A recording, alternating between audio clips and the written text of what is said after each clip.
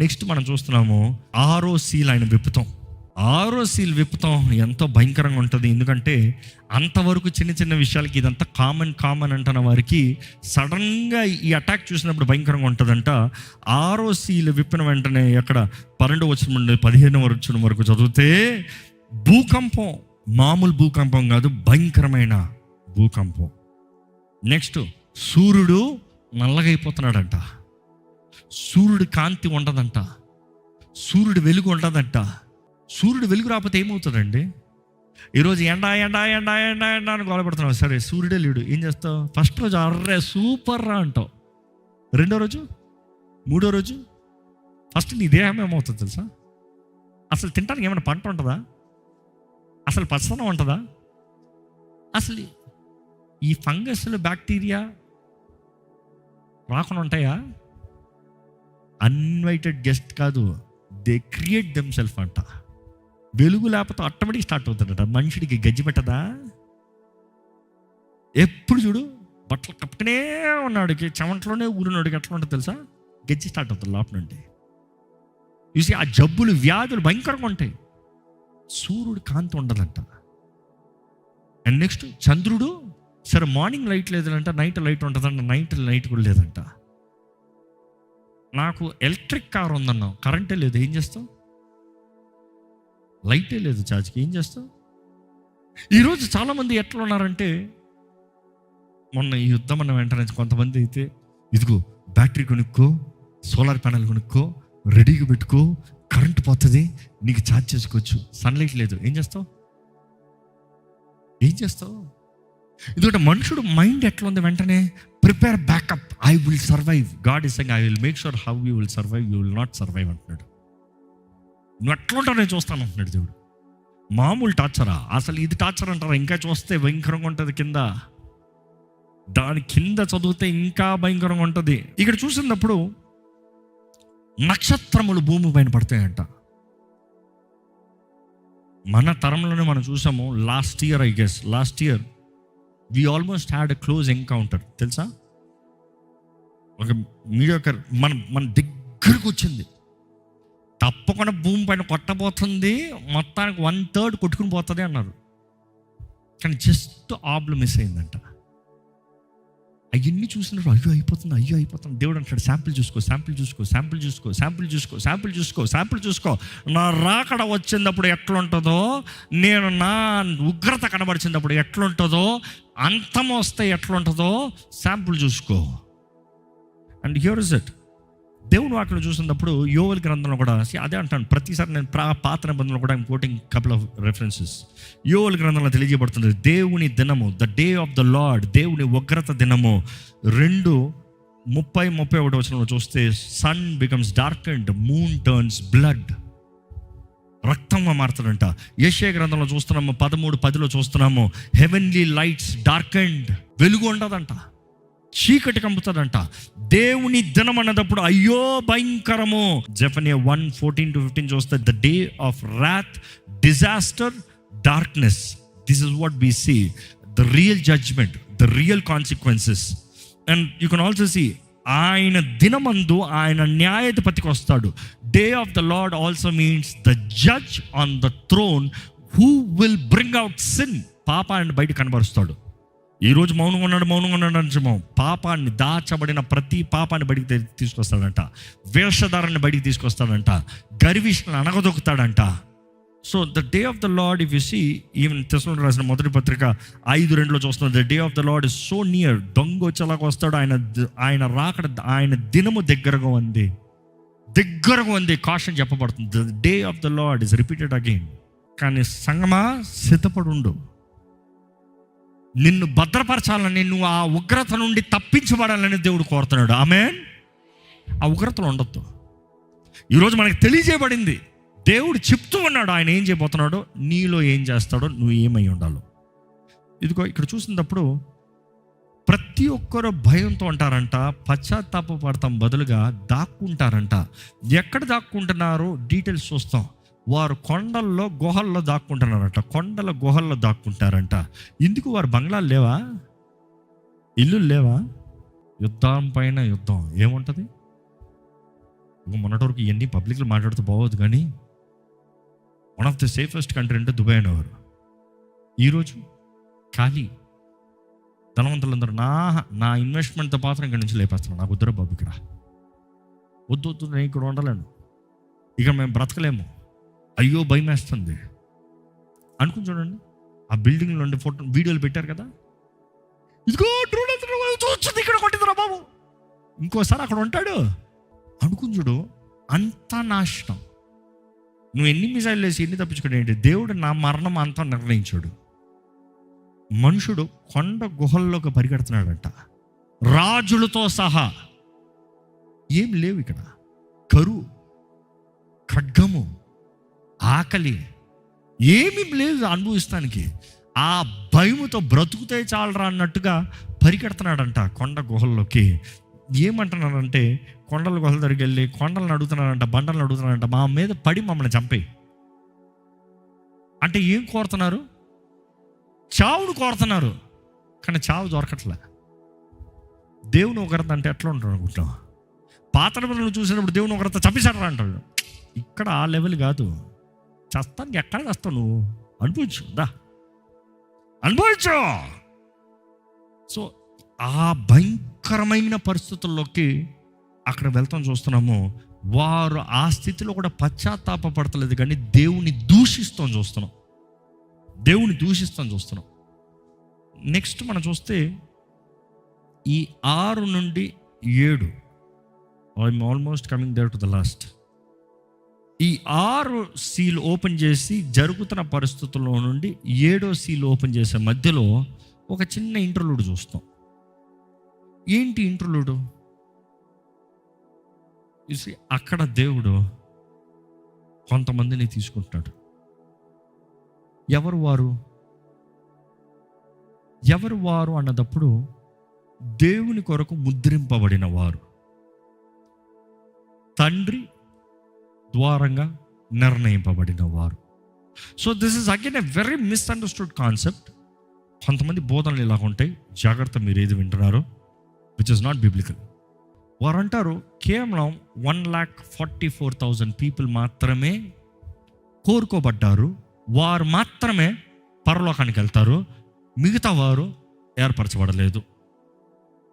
So ఒక రకం ఏమంటారంటే, నువ్వు ఎంతనా బ్రతుకు, దేవుడు నేను కోరుకోలేదంటే నువ్వు నరకానికే పోతావు. అల్టిమేట్ విల్ ఆఫ్ గాడ్ ఏంటి? ఏ ఒక్కరు నశించడం ఆయనకి ఇష్టం లేదు. అంటే వారు ఏమంటారు, నువ్వు ఎంత నీతికి బ్రతికి ఏం ప్రయోజనం, నువ్వు కోరుకోబడ్డావేమో నీకేం తెలుసు. సో నువ్వు వడబడతావు. ఒక ఆయన నాతో అదే వాదించాడు, నేను చాలాసార్లు చెప్పాను కానీ మందికి మళ్ళీ చెప్పట్లేదు. ఏ ప్రయోజనం అండి? ఎంత బ్రతికి ఏం ప్రయోజనం? ఎంత కష్టపడి ఏం ప్రయోజనం? ఎంత నీతికి బ్రతికి ఏం ప్రయోజనం? మనం ఎక్కడ ఉంటాం? మనం ఆ 1,40,000 మనం ఎక్కడ ఉంటాం? మనం ఉండవు. నాతోనే అన్నాడు, ఇంకా నేను వదులుతాను. Reference start. 7వ అధ్యాయం 4వ వచనం చూద్దాండి. మరియు ముద్రింపబడిన వారి లెక్క చెప్పగా వింటిని. ఇశ్రాయేలు గోత్రములన్నిటిలో ముద్రింపబడిన వారు లెక్కని నేను విన్నాను. ఏంటా లెక్క చెప్పండి? ఇశ్రాయేలు గోత్రముల నుండి ముద్రింపబడిన వారు 1,44,000 మంది. ఇశ్రాయేలీల గోత్రములో నుండి ముద్రింపబడిన వారు అందరు గట్టిగా ఒకసారి చెప్పండి. అంటే వారు ఆ 1,44,000 మాట్లాడింది ఇశ్రాయేలు గోత్రములో నుండి ఏర్పరచబడిన వారు తండ్రి అయిన దేవుని ద్వారముగా. నాట్ ఎవ్రీబడి ఇజ్రాయెల్ గోత్రం. అంటే అక్కడ డీటెయిల్స్ క్లియర్గా రాయబడింది. 12 గోత్రములు 12,000 మంది. అంటే ఒక్కొక్క గోత్రము నుండి 12,000 మంది. అక్కడ లిస్టు 5వ వచనం నుండి క్లియర్గా రాయబడి ఉంది. ఎన్నో వచనం వరకు? 8వ వచనం వరకు. ఎవరెవరు గోత్రము, ఎంతమంది? 12 గోత్రాలు 12,000 మంది. 12 into 12 ఎంత? 12,000 people into 12 is equal to 1,44,000 people. 1,44,000 మంది అక్కడ వారు నిర్ణయించబడ్డారు. ఎప్పుడు 1,44,000 మంది అని ఎవరన్నా మీతో మాట్లాడితే అర్జెంటుగా 7వ అధ్యాయము 9వ వచనం వారికి చదివించండి. అంటే 5 నుండే చదివించండి, 4 నుండే చదివించండి, లిస్ట్ బాగుంటుంది. 9వ వచనం ఏముంది? అందరు కలిసి ఒకసారి చదువుతామా? అటు తర్వాత నేను చూడగా ఇదిగో ప్రతి జనములో నుండి, ప్రతి వంశములో నుండి, ప్రజలలో నుండి, ఆయా భాషలు మాట్లాడే వారిలో నుండి వచ్చి ఎవడునూ లెక్కింపజాలని ఒక గొప్ప సమూహము కనపడెను. ఎంతమంది అంట? లెక్క పెట్టలేనంట. Who are they? Where are they? ఎక్కడున్నారు వాళ్ళు? దేవుడి దగ్గర ఉన్నారు. So people ask me, where is rapture? I'm asking, who are these people? If you're saying after the 1000-year rule, after the white throne judgment, then God is going to take, who are these people? Where did they come from? ఎందుకంటే scroll ఇప్పేటప్పటికే వారు అక్కడ ఉన్నారు. కోట్లాది మంది అని రాయబడి ఉంది. And ఇక్కడ చూసినప్పుడు సిద్ధపరచబడిన వారు 1,44,000 మంది ఉన్నారు. అండ్ కోట్లాది మంది వివిధ భాషలు మాట్లాడేవారు, దేశముల నుండి, అన్ని రకాల ప్రజల నుండి. ఇక్కడ చూసినప్పుడు వీరందరూ ఎట్లా ఉన్నారంట? సింహాసనము ముందు నిలిచి ఉన్నారంట. ఎవరి ముందు? వధింపబడిన గొర్రె పిల్లల ముందు నిలబడి ఉన్నారంట. ఎందులో ఉన్నారంట? తెల్లని వస్త్రములు ఉన్నారంట. చేతులు ఏం పట్టుకుని ఉన్నారంట? మట్టలు పట్టుకుని ఉన్నారంట. అంటే జయం కనబరుస్తున్నారు, చేరప్ చేస్తున్నారు, కమాన్ నా రాజా కమాన్. అండ్ అదే సమయంలో వారు ఏం చేస్తారంట? గట్టి స్వరముతో బిగ్గరగా వారు కేక వేస్తూ ఏమని చెప్తున్నారంట? అందరు కలిసి చదువుదామా? 10వ వచనం. సింహాసనాసీనుడైన మా దేవునికి, గొర్రెపిల్లకును మా రక్షణకై స్తోత్రమని మహాశబ్దముతో ఎలుగెత్తి చెప్పిరి. ఆహా, దేవుని స్తుతిస్తూ ఉన్నారంట. 6వ సీల్కి 7వ సీల్ ఇప్పే ముందు ఈ సీన్ జరుగుతుంది చూస్తున్నాం. నెక్స్ట్ మనం చూస్తాం 7వ సీల్. దీంతో ముంచిపోతున్నా చెప్పాం కదా. 7వ సీల్ విప్పాడంట. 7వ సీల్ మొత్తం నేను ఇప్పుడు ఎక్స్ప్లెయిన్ చేయను. I just tell. ఇప్పితే ఏమైందో చెప్తా, ఎందుకంటే అది మళ్ళీ పెద్ద 7 సంగతులు. అది అసలు టెర్రర్. అయ్యి బాబోయ్, రావా ప్లీజ్. అది గుర్తుపెట్టుకుంటే బ్రతికేవాడు చాలా జాగ్రత్తగా బ్రతుకుతాడు. అది మొహం ముందు అంటే నువ్వు చేసే నిర్ణయాలు చాలా జాగ్రత్తగా ఉంటాయి. ఆ ఉగ్రత నువ్వు తెలుసుకుంటే, ఊర్రి నాయనో, ఈ తాత్కాలిక సుఖము, ఈ క్షణమాత్రం ఇచ్చ, ఈ క్షణమాత్రం కార్యం, ఈ ఒక్క మాట అబద్ధం, ఈ ఒక్క చిన్న మోసం వద్దురా బాబు అన్నో. ఈరోజు దేవుడు అదే అంటున్నాడు. యేసుప్రభు చెప్పిన మాట, మీకు లేఖనములు తెలీదు, దేవుని శక్తి తెలీదు, అందుకనే మోసపరచబడుతున్నారు. The deceiver is deceiving. యేసుప్రభు చెప్పిన మాట, you don't know the scriptures nor its power. So if you know, you'll be cautious, very cautious. ఇక్కడ చూసినప్పుడు 7వ ముద్ర విప్పిన వెంటనే సైలెన్స్. 7వ ముద్ర విప్పిన వెంటనే పరలోకం. ఎంతసేపు సైలెన్స్? అరగంట సేపు నిశ్శబ్దం అంట. అరగంట సేపు ఏ మాట లేదంట. అరగంట సేపు ఎప్పుడు చుప్ చుప్. పరలోకం 24/7 స్తుతి, ఆరాధన, ఘనత, కృతజ్ఞత, స్తుతులు, ఆర్భాటం. పరిశుద్ధుడు పరిశుద్ధుడు పరిశుద్ధుడు, సైన్యములకు అధిపతి యెహోవా పరిశుద్ధుడు పరిశుద్ధుడు పరిశుద్ధుడు. గాన ప్రతిగానాలు, ఇదిగో వీణలతో తంబురులతో గానాలు, బోరధ్వని, ఉరుములు మెరుపులు. కానీ సడన్గా చూస్తే అబ్సల్యూట్ 30 minutes సైలెన్స్ అంట. ఇది ఒక మాటలో ఏంటి ఆ 30 minutes సైలెంట్ అంటే? సింపుల్ అండి. 7వ ముద్ర విప్పేటప్పటికి గొర్రెపిల్ల ఉగ్రత. ఇది ఇంతసేపు వాడిని వీడిని పంపించా, ఇప్పుడు అస్సలు స్టార్ట్ చేస్తాను చూడు నీకు. ఇంతసేపు వాడిని వీడిని పంపించాను, ఇప్పుడు అసలైన నార్మీని పంపిస్తాను చూడు. ఇంతసేపు మరణాన్ని పంపించా, అపవాదిని పంపించా, కొట్టుకోండ్రా, చావండ్రా, పస్తోండ్రా అని పంపించా. ఇప్పుడు నా సైన్యాన్ని పంపిస్తాను చూడు. యోవేలు గ్రంథంలో ఉంటుంది చూడు, నేను పంపిన మిడతలు. దేవుని సైన్యం ఉందంట, మిడతల సైన్యం. మిడతలు అంటే నువ్వు ఏం మిడతలు తొక్కి పెడుతున్నాను, అక్కడ చదివి చూడు, మామూలుగా ఉండదు ఆ మిడతలు. నువ్వు జీవితంలో ఎప్పుడు చూడని మిడతలు, డిస్క్రిప్షన్తో ఉంటాయి. ఆ మిడతలు చూస్తే అయ్యో బాబోయ్ నాకు వద్దు ఆ టార్చర్ అంటావు నువ్వు. బట్ దెన్ ఈ 7వ ముద్ర విప్పేటప్పుడు దేవుని ఉగ్రత అనొచ్చు ఒకవైపు, ఇంకోవైపు సైలెన్స్.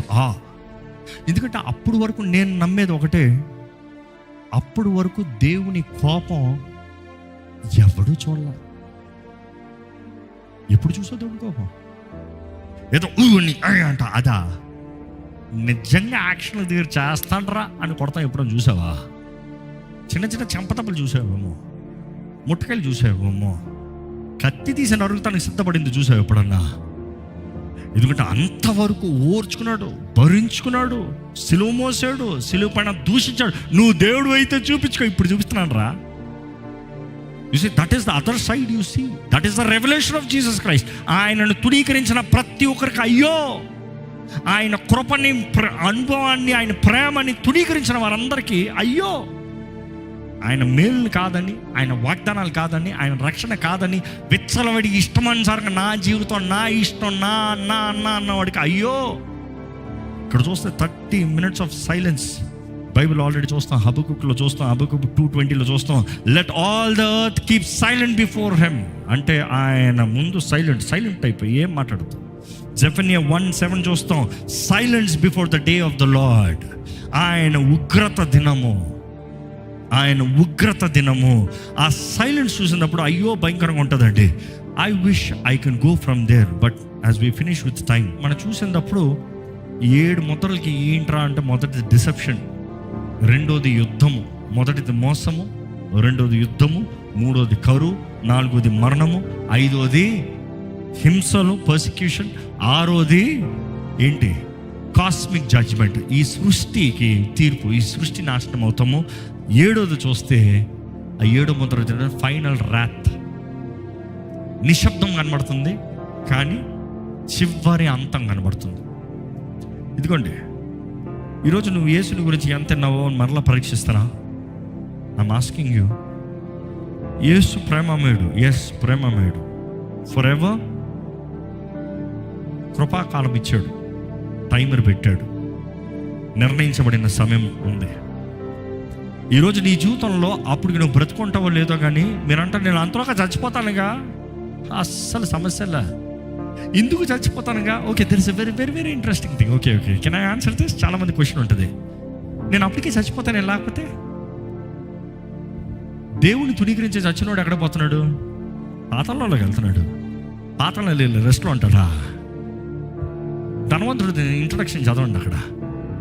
అయ్యో దాహం, చచ్చిపోతున్నా, వేధించబడుతున్నా, ఐఎమ్ టార్చర్డ్ హియర్.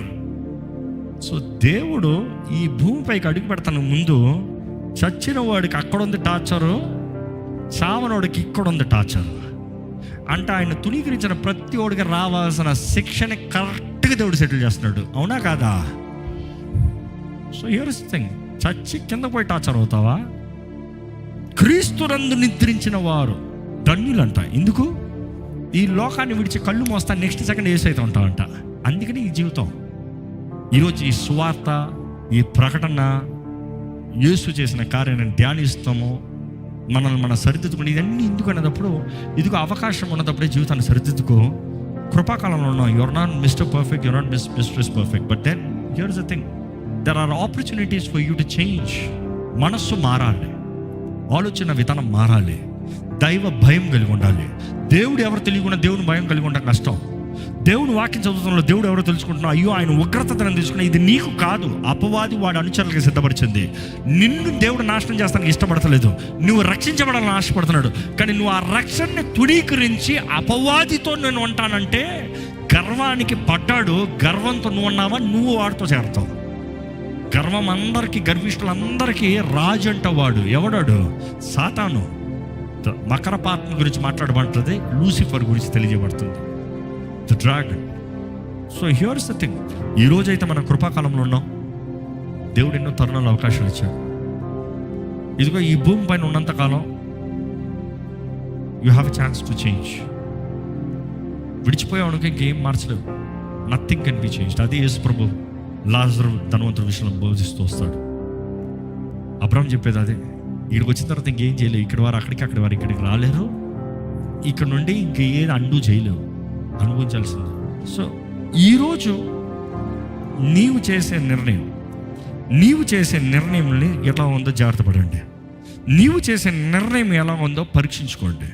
నీవు చేసే నిర్ణయాన్ని బట్టే నీ జీవితం ఉందనేది గ్రహించండి. ఈరోజు దేవుడు ప్రతి ఒక్కరికి అవకాశం ఇచ్చాడు, తరుణం ఇచ్చాడు. జాగ్రత్త. దయచేసి స్థలంలో ఉంచుతాం. ఇదిగో ఈరోజు దేవుని వాక్యం వింటున్న నీవు ఆయన రాజ్యం కొరకు సిద్ధపడే వారికి ఉన్నావా? వేగిరపడేవారు ఉన్నావా? ఈరోజు ఆయన వాక్యం వెంటనే నిన్ను నువ్వు సమర్పించుకుంటున్నావా? జ్ఞాపకం చేసుకో, God is still in control. నిజమైన తీర్పు దేవుని దగ్గర నుండి వస్తుంది.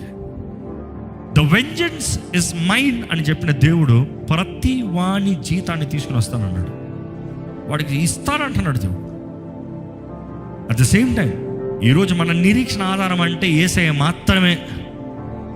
యేసునందు నిరీక్షణ ఉంచిన వాడు చనిపోయినాను దేవుని యందు తిరిగి లభిస్తాడు. మరి ఈరోజు ఒకటే చెప్తా, అర్జెన్సీ ఫర్ రిపెంటెన్స్. నీకు అనుగ్రహించబడిన సమయాన్ని సద్వినియోగపరచుకో.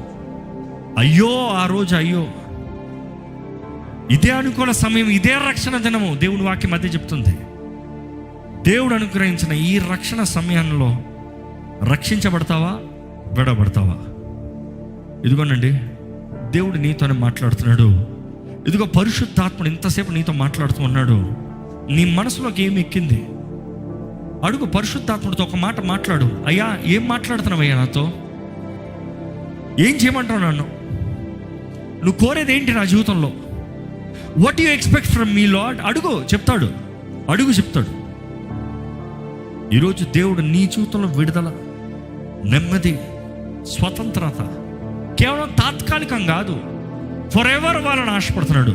ఈరోజు శ్రమలు నీకు కొంతకాలం ఉండొచ్చు. ఈరోజు క్రీస్తు నిమిత్తమైన తుణీకరణ నీకు కలగచ్చు. ఈరోజు నువ్వు యేసును నమ్మేవు కాబట్టి నాకు అది లేదు, నాకు ఇది లేదు, నాకు అది పోగొట్టుకున్నా, ఇది పోగొట్టుకున్నా అని చెప్పొచ్చేమో. దేవుడు అన్యాయస్తుడు కాదు, దానికి తగిన దీవెనిస్తాడు.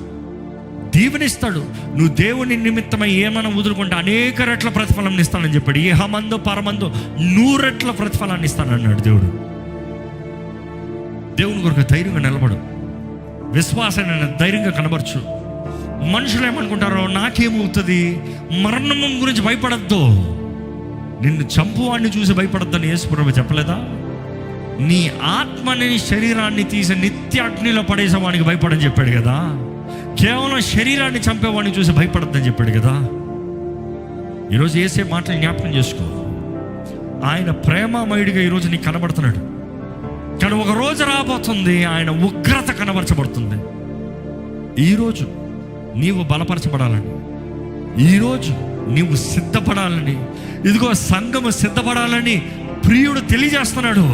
ఆయన కొరకు సిద్ధపరచబడిన సంఘము, అలంకరించబడిన సంఘము, త్యాగపూర్వకంగా నిలబడే సంఘము, ఆయన రాకడలో ఎత్తబడే సంఘముగా ఉండాలని దేవుడు ఆశపడుతున్నాడు. సిద్ధమా? నోరు తెరిచి ఒక ప్రార్థన చేయండి. దయచేసి ఒక చిన్న ప్రార్థన చేయండి. దేవుడితో మాట్లాడండి, జ్ఞాపకం చేసుకో. ఆయన ఉగ్రత ఎలా ఉంటుందో జ్ఞాపకం చేసుకో. ఆయన కార్యం ఎలా ఉంటుందో జ్ఞాపకం చేసుకో. ఆయన క్రియల్లో జ్ఞాపకం చేసుకో. ఈరోజు ఆయన కృప, ప్రేమ జ్ఞాపకం చేసుకో. పరిశుద్ధ ప్రేమలను తండ్రి, ఎదుగునయ్యా, ఈరోజు నీ ఉగ్రతను ధ్యానిస్తూ ఈ 7 ముద్రలు విప్పినప్పుడు ఈ సృష్టికి ఏమవుతుందో, నరజాతికి ఏమవుతుందో గ్రహిస్తున్నామయ్యా. నీ ఉగ్రత ప్రారంభమవుతే ఎంత ఘోరంగా ఉంటుందో, దేవ, విడబడిన వారి స్థితి ఏమవుతుందో ధ్యానిస్తున్నామయ్యా. దేవ, నీ యందు విశ్వాసం ఉంచిన వారిని నీవు ఈ ఇబ్బందులు ఉంచవు ప్రభా. నీ యందు నిరీక్షణ కలిగి ఉన్న వారిని దేవ ఈ శ్రమల్లో విడిచిపెట్టవు ప్రభా. నీ ఉగ్రత వచ్చేటప్పుడు నీ బిడ్డల్ని, నీ వారిని పక్కకి తీసుకొస్తావు కదా ప్రభా. దేవ, విశ్రాంతిలో ఉంచుతావు కదా ప్రభా. ఇదిగోనయ్యా, ఈరోజు మమ్మల్ని సరిదిద్దుకోమంటున్నావు. ఆ రోజు నుండి తప్పించబడతానికి ప్రభా, నీ వాక్యం అంటున్నాయి. ఇక్కడున్నవారు, ఈ లైవ్లో ఉన్నవారు, ఎవరెవరైతే ఈ వాక్యం ఎప్పుడు ఎక్కడ విన్నవారైనా, వారు పాపములు ఒప్పుకుంటూ నీ ఆత్మ సహాయం వేడుకుంటూ, నాకు రక్షణ కావాలి, నాకు విడుదల కావాలి, నేను తప్పించబడాలి, నాకు సహాయం కావాలని అడుగుతున్న వారు ఉంటే, దేవా, నీవే నీ ఆత్మ ద్వారా ఒకసారి నువ్వు వారిని పట్టుకోమని వేడుకుంటున్నాను ప్రభా. వారు చేయి పట్టుకుని పైకి లేపమని వేడుకుంటున్నాను ప్రభా. వారు ఏ ఊబిలో ఉన్నారో, ఏ పాపంలో ఉన్నారో, ఏ బంధకంలో ఉన్నారో, ఏ చేతకాని స్థితుల్లో, ఏ చీకటి బ్రతుకుతున్నారో నువ్వు ఎరుగున్న దేవుడివే. ఇదిగో ప్రభా, ఈ క్షణమే పునరుత్థానపు శక్తితో క్రీస్తు మృతుల్లో ఉన్న లేపిన ఆత్మ ద్వారముగా, పరిశుద్ధాత్మ ద్వారంగా వీరిని బయటికి లేపమని వేడుకుంటున్నాను ప్రభువా. వీరి జీవితంలో కావాల్సిన జయము దయచేయి, సమాధానము దయచేయి, స్వతంత్రత దయచేయి. ప్రస్తుతపు ఉన్న కార్యాలు చూసి బెదరక చెదరక, ఇదిగో నా న్యాయాధిపతి వస్తాడు, నా దేవుడు కార్యము చేస్తాడు, నా దేవుడు న్యాయము జరిగిస్తాడు, నా దేవుడు నన్ను రక్షిస్తాడు, నన్ను తప్పిస్తాడు, నన్ను హెచ్చిస్తాడు అన్న విశ్వాసం కలిగిన వారిగా చేయి ప్రభా. దేవా, ఇదిగో ప్రభా, అపవాది ఎవరిని మోసపరచనవద్దు, మోసపరచు ఆత్మలు పని చేయిస్తానికి ముందే దేవా, ఇదిగో మాకు ఇంకొన్ని వెలుగుని ఇచ్చావయ్యా, ఇప్పుడు ఇంకొన్ని నీ ఆత్మ దూరంగా మాకు వాక్కుని తెలియజేస్తున్నావయ్యా. ఇప్పుడు when the great deception happens, ఎక్కడ చూసినా సమాధానం అంటూ దేవా అందరు అపవాది ద్వారా నడిపించబడే వారిగా మారేటప్పుడు దేవా, ఆ మోసంలో మమ్మల్ని ఉండనవద్దు, అబద్ధంలో మమ్మల్ని ఉండనవద్దు. ఇదిగో ఆ గొర్రెపిల్ల రక్తం ద్వారా కడగబడాలని ఆశపడుతున్నామయ్యా. ఈరోజు ఎవరెవరైతే సమర్పించుకున్నారో ఇదిగో ప్రభా, వారు పాపములన్నీ ఎరుగున్నాము, క్షమించు ప్రభా. నీ రక్తంతో మమ్మల్ని ముద్రించు ప్రభా. మా పేర్లు జీవగ్రంథంలో రాయి ప్రభా. మాకు శక్తిని దయచేయి. ఈ భూమి పైన బ్రతుకున్నంత కాలము నీ కొరకు నమ్మకంగా బ్రతకాలి. ఈరోజు మాకు ఇవ్వబడిన తరుణాలు, అవకాశాలు సద్వినియోగపరుచుకుని ఆ రాజ్యంలో ఘనంగా ఉండాలి ప్రభా. ఇదిగో దేవా, మీటింగ్ ముగిస్తున్నాం కానీ నీ ఆత్మకార్యాన్ని కొనసాగింపజేయమని వేడుకుంటూ ప్రభు యేసు నామములో అడిగి విడుచున్నాం తండ్రి, ఆమేన్.